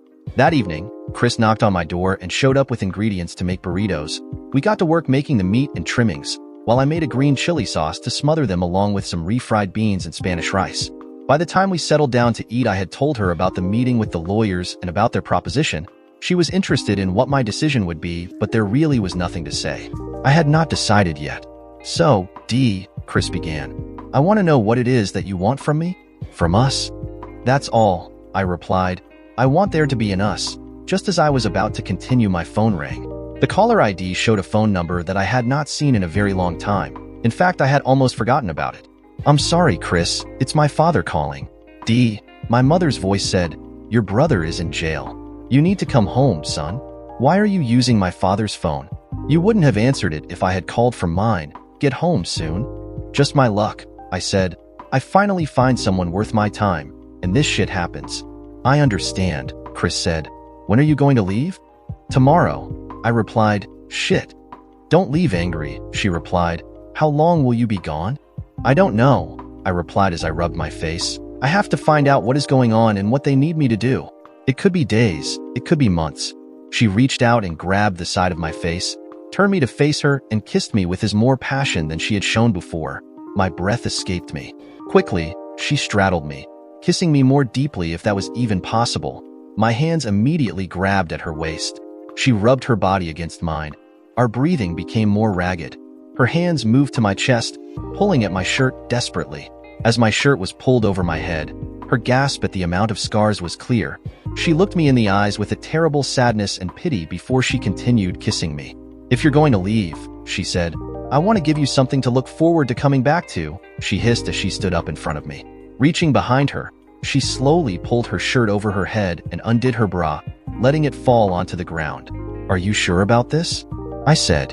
"Oh God, yes, I am very sure of this." We had wild sex, and once we were done, without a word she began to get dressed. She kissed me softly before leaving. "I hope I will see you again, D." The sadness in her voice spoke volumes. "This short time was the best that I have ever had with anyone. Thank you." I would be leaving the following day to once again clean up my brother's mess. I was happy with Christina, but my family called and I could not refuse. I would never see Christina again. I did learn that she had met a man and got married. He was active duty and they moved around all over the world. I loaded my belongings into the Jeep, made arrangements for the rest of my stuff to be put into storage, and I made the long drive back to my hometown, to the death and violence that I had tried to escape from. It was a long drive in complete silence, nothing but the miles of road and my thoughts to keep me company. I was trying to think of every possible scenario as I drove back to my hometown, trying desperately to reach anyone that could give me details about my brother's incarceration. I avoided calling my mother. I knew she would have the most details about the situation, but I was not in the mood to speak to her.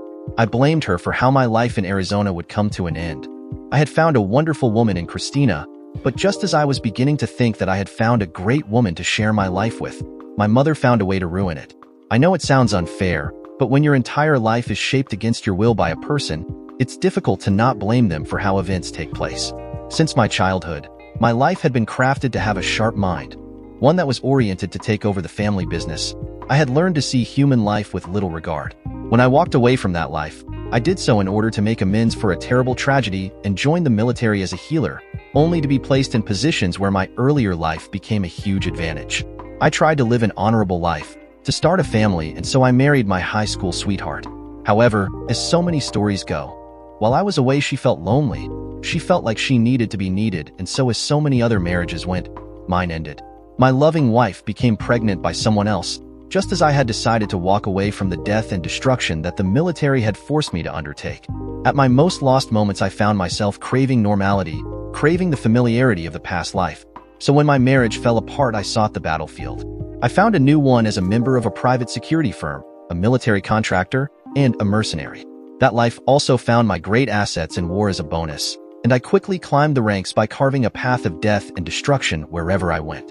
With each passing battle I found a peace that was unsettling. I learned to appreciate that the value of my life would be measured with bullets and pints of blood. But even at those moments, regardless of the terrible things that I had done on behalf of my country or my employer, I found some sense of pride in my honor.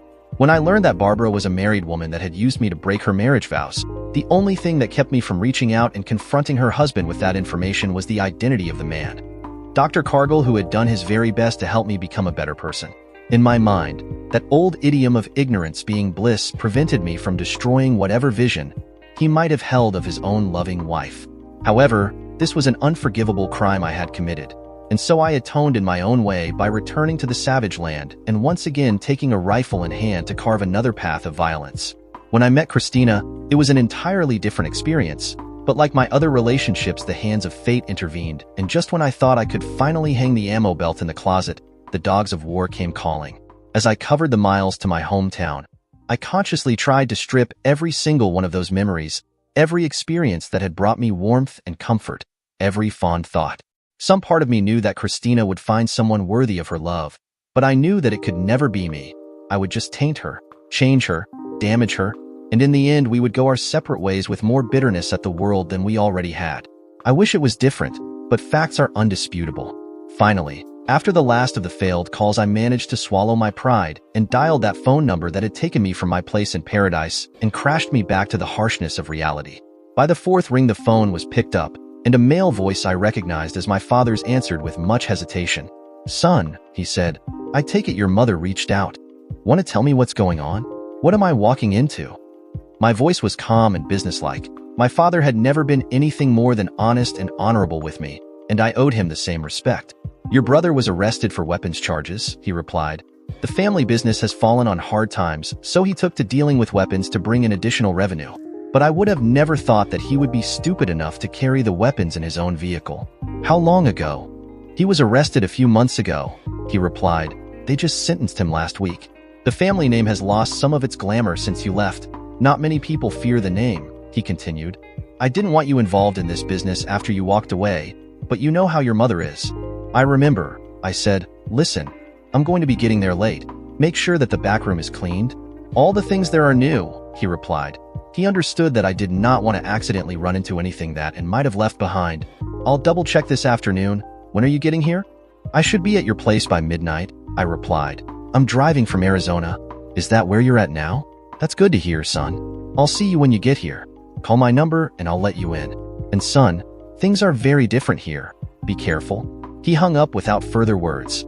I looked out to the windshield as I drove through the gathering rain and wind. "How stupid can you be, Angel?" I asked to the wind around me.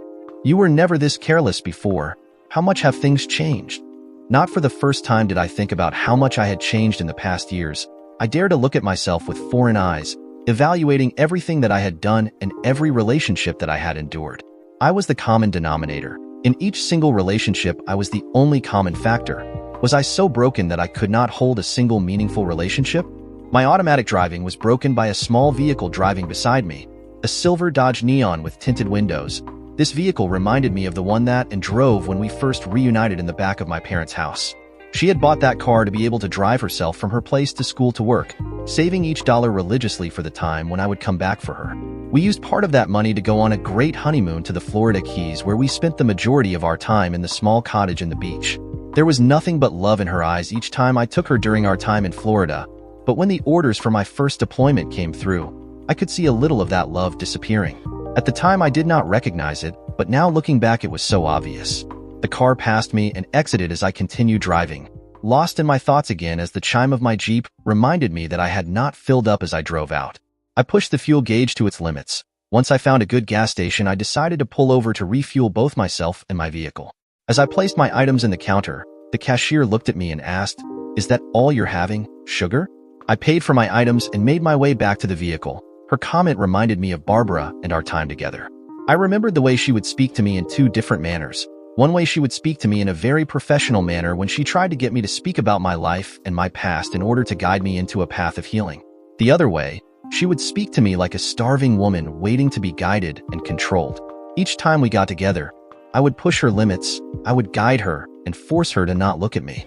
Her betrayal hurt in a very different way than Anne's had hurt me. It was like being burned with fire and then with ice. As I continued driving, I saw a vehicle on the side of the road as three men struggled to place the tires so that they could continue their own journey. By this point, the rain was falling harder and the wind was picking up with strength. This reminded me of Rebecca and Martha, who came into my life and with tender and loving hands put me back together as well as I could be by this moment in life. With no agenda, they mended my physical and emotional wounds, built me up and made me a part of their lives. Their selfless defense of my own mind and sanity when I was at my weakest made me realize just how lost I had become. Walking away from Christina hurt a little less with each mile. Maybe I was becoming as hardened as I had hoped to never become. My thoughts had kept me entertained and distracted long enough that a few hours had passed and I was nearing my destination. I dialed my father's phone as I pulled into their house, waiting for the gate to be unlocked. As the door opened, I drove toward the back room. The keys were unnecessary at this point, but when I walked in, they were resting in the dining room table along with a note from my father telling me to meet them for breakfast in the morning. Grabbing the blankets that had been left there, I made my way to the bedroom, trying my damnedest to not hear the echoes of Anne's screams on the walls. It was a losing battle, but even with a burdened mind, I managed to fall into the oblivion of sleep. "Good morning," my mother said as I walked into the house. She had prepared a spread. Clearly, she had something on her mind that she wanted to discuss. "Son," my father said as he hugged me. My father had never been an affectionate man in my youth, so this type of act was still a little unnerving. "It's good to see you." "What do I need to do?" I reached for the empty mug and filled it with coffee as I joined my father in the dinner table. "Honestly," he replied, "there isn't much you can do at this point. He's being transferred sometime this week. We haven't learned to where yet." He took a sip from his coffee. "I really don't know why you are here." "Because he needs to know what his brother is going through," my mother said. "He is part of this family." "The last time I listened to you," I replied, "I remember we sat in this very table and you meddled in my life. Because you were my mother, I listened to you, and I blindly ignored my instincts and went ahead with your plan." I took a drink from my own mug as my father looked at me. "What did listening to you get me?" "I'm sorry," she said. "I just thought—" "No," I interrupted. "If you had thought about me for a second, for one tiny fraction of a second, you never would have done such a good job at convincing me to take up that bitch as a wife. It would have saved me a whole lot of heartache. But all you thought about, like always, is about what you want, mother. So, why am I here?" "You need to help your brother," she replied. "He's your blood." "Just how am I going to help him? Better yet, why would I want to? I have been gone for years. Tell me, how many times did I call you asking for anything?" I looked at both of my parents. My mother had the decency to lower her head. "You should at least go and see him," my father replied. "He has been torturing himself for what he did to you. All he needs is your forgiveness." "So you're telling me that I should lie to him?"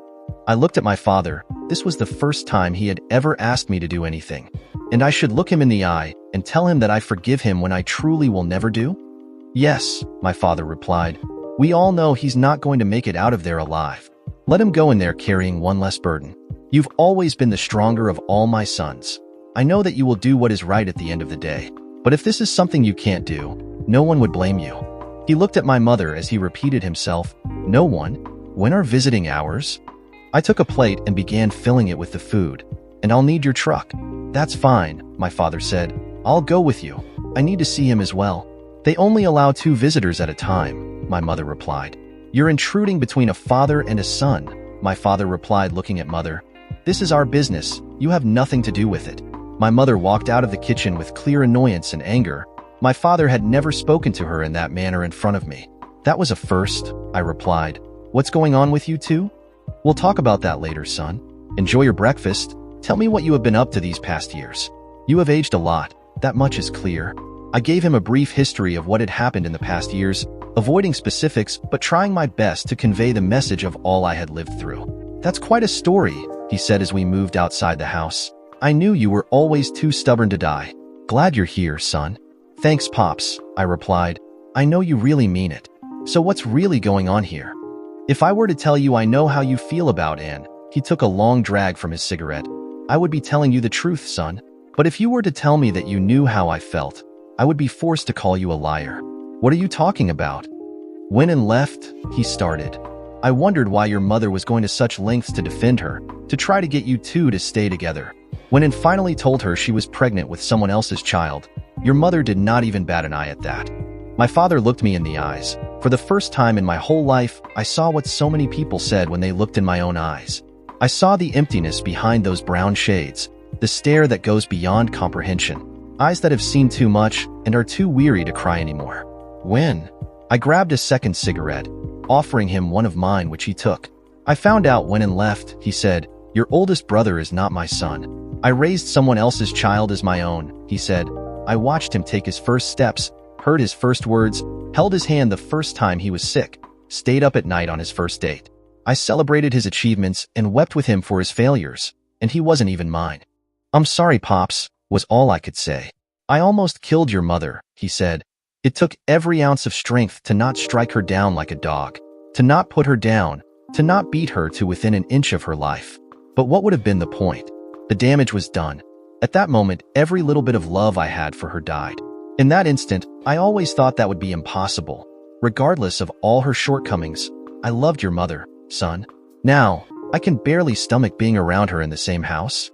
What are you going to do?" "What can I do, son?" He looked me in the eyes. I'm too old to start over. The least painful and most economically sound solution is just to go along as we have been. But there is no love there anymore. Part of the reason why I am going with you is to let your brother know. He took a drag from his cigarette before continuing. If it gets out, I would become the laughingstock of the family. Do you know who the other one is? Yes, he said, but I am keeping that to myself. He is still your brother, and as much as I would like to think otherwise, he is still my son. I raised him. He carries my name. Again, he looked at me with a terrible sadness that threatened to swallow me. Looks like we can't pick a good woman. I'm starting to think the same thing, Pops. I put my hand on his shoulder. For what it's worth, I'm sorry about this shit. It's not your fault, he replied. I guess it happens. Yeah, I replied. It happens. Let me take a shower. We'll head out as soon as I'm done. That was the longest shower I had ever taken. Part of me knew that this would be a completely appropriate time to weep like a baby, to let go of those emotions in a conventional way. But even if I had tried to, I doubt anything would have come out of my eyes. I understood how my father felt, and I admired his resilience and stubbornness. He had done what I could not have done. As we drove away from the house, I could see my mother weeping as she looked at us from her window. Both of us steeled ourselves from the theater play she was giving us. She might be remorseful, but the long history of manipulation made it impossible for me to believe her. I suspected that my father held similar thoughts. Within a few minutes, we pulled into the small annex that housed the inmates before they would be shipped out to their final destination. My father and I walked in together. Once we were done checking in with the guards, they led us to a small room with a glass dividing the visitor and prisoner sections of the jail. The only way to communicate with each other was through a small phone attached to the wall. I let my father go in first, just as one of the guards approached me. "D," he said. We made eye contact, and it took me a minute to recognize him. "Officer Sandoval," I replied, extending my hand. "The years have been kind to you, sir." "And they've been the opposite with you, son," he said as he shook my hand. I had met him during my short stay in one of the many detention centers during my troubled youth. I had saved him from a stabbing by one of my biggest rivals in the detention center. The boy had decided that he would attack the officer while we were being escorted to the showers. As he lunged and tackled the officer, I immediately grabbed in a rear naked choke while I delivered blows to his face. The officer followed protocol, moved away from the action while backup arrived. It would have taken less than 30 seconds, but in that time, I was able to deliver a large amount of punishment to the boy's face. In 30 seconds, I was able to break the boy's nose, dislocate his jaw, break both orbitals, and made him permanently blind from one eye. He was transferred to another facility where a few weeks later he was found stabbed in the stomach multiple times. He had tried to pick a fight with the wrong people. "I blame the military service, sir," I laughed. "Who are you here to visit?" "My brother," I replied. "My father just went in to talk to him. I'm giving them a few minutes." Just as I said that, my father signaled to me, "Well, here I go. Take care of yourself, officer." "D," he said, "while you're back in town, please stay out of trouble. A lot of things have changed since you left, not many for the best." "You're not the first one to tell me that," I replied with a chuckle as I moved to the small booth where my brother was sitting, trying his best to hold back his own tears. "Why are you here, demon?" "Apparently," I said, "to clean up your mess. What have you gotten yourself into?" For the first time in many years, I looked at my brother. To say that time had been unusually harsh to him would be an understatement. The last time I had seen him, he was a fit man with thick black hair and a swagger of confidence.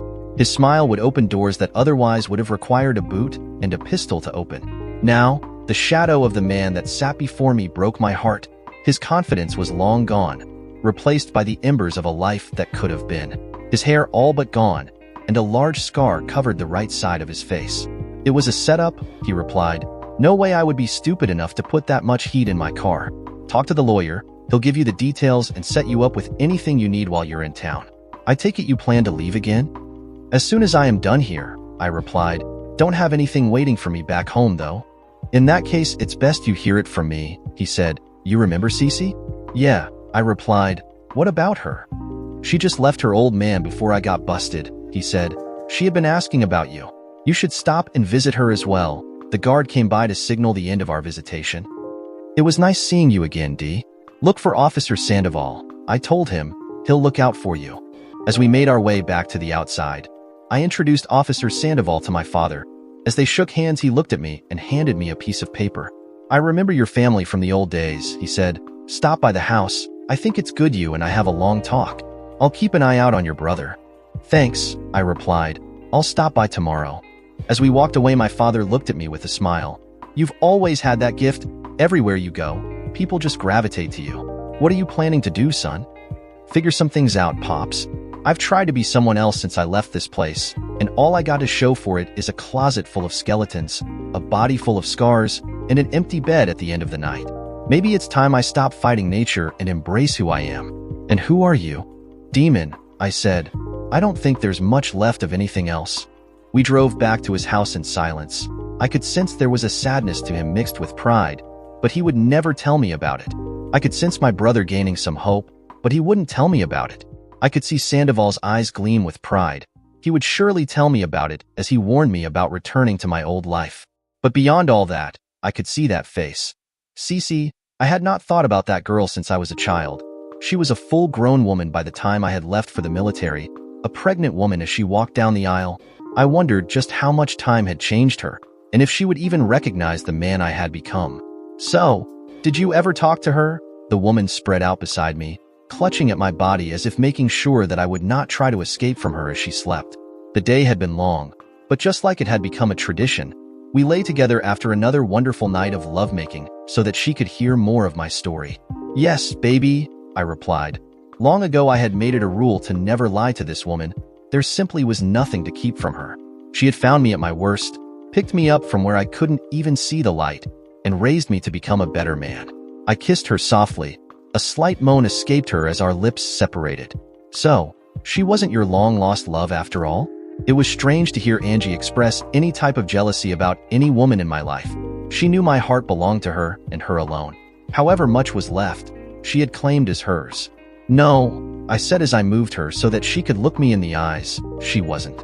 Her smile made me realize that once again my honesty policy had turned out to be the right way to go about it. You know I'm all yours, she said as sleep was taking her. I'm all yours, D. She was telling the truth. Not a few minutes earlier we had walked into her apartment before she immediately began to tear my clothes off. I did the same to her own clothing before the door to her apartment was fully closed. We had sex. There were nights where she would wake up and ask me to continue whatever story I was telling her. I think my stories turn you on, I would say. You always jump my bones whenever I tell you one. I jump your bones even when you smile at me, she replied. I can't help it. Then sleep would take her. This was a well-rehearsed play we had carried on for as long as we had been together. I knew she loved me with all her being, and she knew I did the same. As much the same as my broken and messed up psyche would allow, but she knew I was loyal to her above anything. I had forgotten about Cece for the second time in my life. Talking about her reminded me of that chapter in my life. That time when I had become less of a man and more beast that could only return to his hometown after a large number of arrangements were made. But Angie was worth the trouble, and knowing that long road would lead me to her, I would take it again in a heartbeat. Dear listeners, the next part will be out soon. Meanwhile, please share your thoughts in the comments section below, and don't forget to like, share, and subscribe.